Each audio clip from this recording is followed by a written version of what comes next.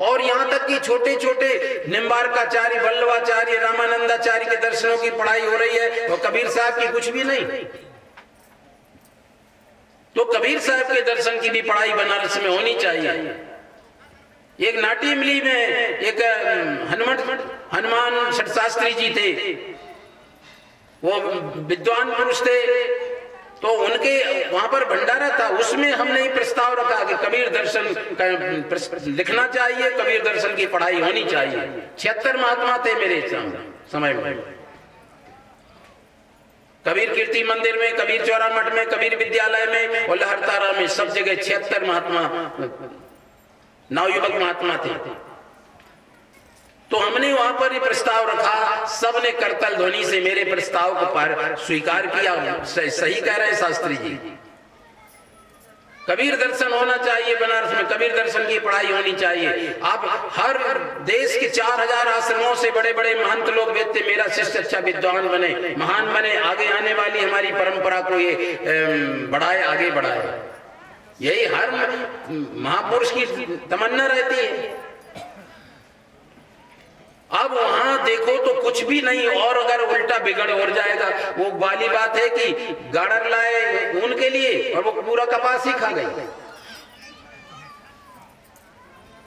तो ऐसी वाली बात वहां पर देखा हमने। कितने लोग गए बनारस भेजा पढ़ने के लिए, उन्होंने पढ़ लिख करके सर्विस में चले गए, विवाह शादी। 76 महात्मा से मुश्किल से 7-8 महात्मा कारगर हुए, सफल हुए, बाकी के सब गृहस्थी चले गए। तो कोई सर्विस में चला, किसी ने विवाह शादी करा लिया, कोई तो दुनिया से ही चले गए, कुछ ऐसा गलत काम करके। तो ये तमाशा है। ये सारी समीक्षा में आपको पूरी बता रहा हूं। केवल बनारस भेजने से, पढ़ने से कोई महान आत्मज्ञानी नहीं बन पाएगा। जगदीश साहब ने आश्वासन दिया कि ये आपकी अगुवाई में होना चाहिए, हम लोग पूरा सहयोग करेंगे। आखिर ये काम नहीं हो पाया, वो विदेश चले गए, कनाडा, ट्रिनिडाद और कहां अमेरिका, सब में लंबे समय के बाद आए। हमने पुनः फोन से संपर्क किया, तो मैं लहर तालाब बना रहा हूं, तो ऐसा कर रहा हूं, गौशाला का विस्तार कर रहा हूं, तो आखिर ये कार्य नहीं हो पाया। छत्तीसगढ़ में मेरा समय बहुत ज्यादा लग जाता था और अभी भी दे रहा हूं। आश्रमों का निर्माण, अन्य साहित्य का सृजन, परंतु समय नहीं मिल पाता था। फिर अन्य प्रांतों का दौड़ा, कई जगह आश्रमों का भी, और व्यवस्था, संचालन, प्रोग्राम, साहित्य लेखन, तो व्यस्त रहना पड़ा। शुरू से मेरा जीवन बहुत व्यस्त रहा है, आप लोगों से ज्यादा व्यस्त। तो फिर इसके बाद में कहीं से कोरोना आ गया, बहुत बड़ा सबक सिखा गया दुनिया को। छत्तीसगढ़ में था, मेरा अंतिम चौकार थी आपके ग्राम पतोरा में था। सब संतों ने अपने कार्यक्रम स्थगित कर दिए। हमने भी कहा संतों से अपन भी कार्यक्रम स्थगित करते हैं। जब ऐसी समस्या है, शासन लॉकडाउन लगने वाला है, घोषणा हो गई, तो कुछ व्यवस्था करनी चाहिए। किरवई आश्रम आए, वहां पर बराबर लाइन नहीं रहती, मच्छर का भी प्रकोप, सारा ग्रंथ भरे बोरियों में, सागर में, वहां लाइन बराबर रहती है। आश्रम बड़ा है, आजादी है, वहां पर अपन लॉकडाउन में समय में पुलिस निकलने नहीं दे रही थी, लेकिन हम लोग संत महात्मा है, अपने आश्रम जा जाए। मिलिट्री के जवान लगे थे जगह जगह। हम लोग सफल हुए जाने में और इस कार्यक्रम को शुरू कर दिया। ये सबसे अच्छा स्वर्णिम, सबके लिए भले कोरोना का लॉकडाउन कष्टकारी रहा हो, लेकिन हम लोगों के लिए वरदान साबित हो गया। वरदान, ना आप बुला सके, ना हम आपके यहां जा सके। फिर हमारे लिए लंबा समय पूरा मिल गया। तब फिर ये कबीर दर्शन ग्रंथ विद्वानों के लिए चुनौती की, डंके की चोट पर, ये कबीर साहब हैं, ये उनका दर्शन है, ये उनकी जीवन परिचय है, ये कबीर साहब का सिद्धांत है। 22 राज्यों में इस ग्रंथ को हमारे अर्जुन दास जी भेज चुके हैं। 22 राज्यों में डांट वाला, बड़ा भव्य रूप से इसका विमोचन भी किया गया। और ये ग्रंथ, कबीर दर्शन ग्रंथ, केवल कबीर पंथ के लिए नहीं, इतना छोटे दृष्टिकोण से नहीं लिखा गया। विद्वानों के हाथ में जाएगा। ऐसी भाषा, परिष्कृत भाषा, व्याकरणबद्ध भाषा होनी चाहिए विद्वता पूर्वक। इसको 300 से अधिक ग्रंथों के प्रमाण देकर के पृष्ठ क्रमांक तक, कौन सन संवत की पुस्तक कहां से ली गई, कौन से छपे प्रकाशन है इसका, और एक कबीर पंथी लिखित और हस्तलिखित ग्रंथों के प्रमाण से ये कबीर दर्शन ग्रंथ बनाया गया।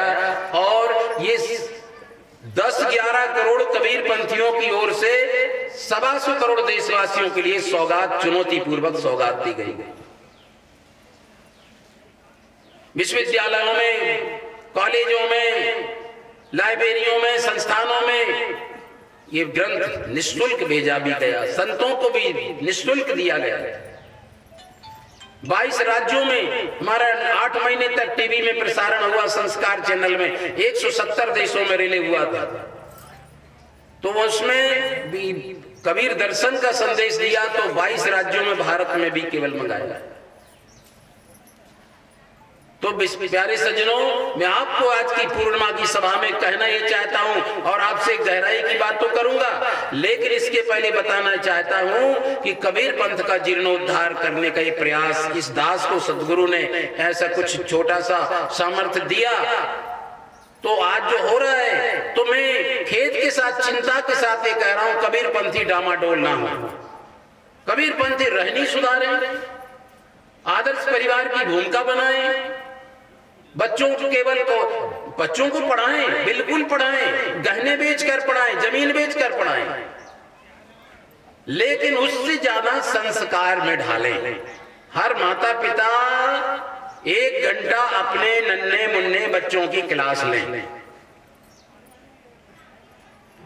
स्कूल जाने के पहले सिर पर हाथ रखना, बेटा तुम्हें संत बनना है, विवेकानंद बनना है, टुकड़ो गांधी विनोबा विवेका बनना है, तुम्हें कबीर पंथ का बहुत बड़ा संत बनना है, तुम्हें प्रोफेसर, डॉक्टर, इंजीनियर बनना है।